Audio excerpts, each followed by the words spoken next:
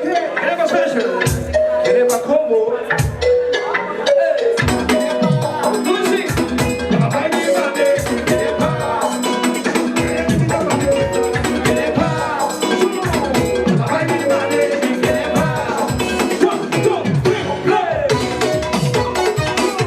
Launch oficialmente nos loyalty program e também announce que Jonathan Till é nosso brand ambassador. Das é para full ano 2019, tá é persona que tá cara de Wendy's. Ela trabalha conosco em 2016 e está sendo great e leuk que nós a oportunidade de trabalhar na 2019 trobe.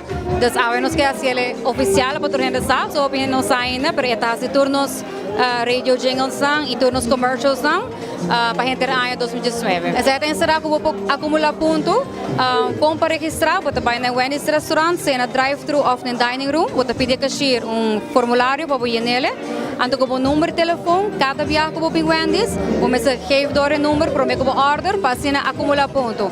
Cada florin está ponto. O que passa que sei, agora vou acumular ponto não?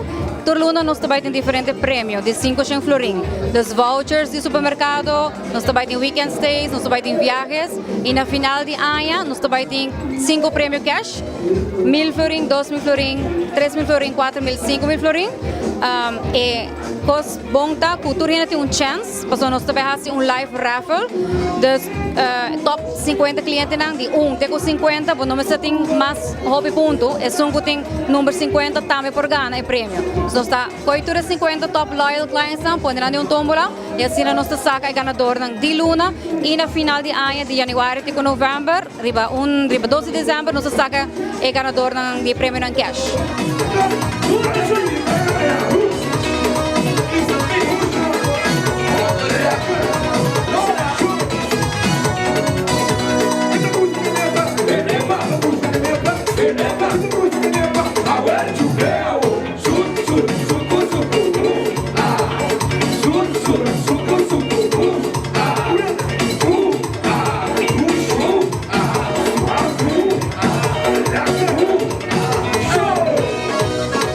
Bom, me quero for de 2016 acaba, me com a companhia Wendy's e para mim é um prazer de portar aqui na Ambiamas e formando parte de Wendy's a Trobe, aqui e a mim é uma pessoa loyal que me for de hora que Wendy's acerca-me, me avisa seguro, porque não apoia-me sempre e sempre me lo apoiam também. Como companhia.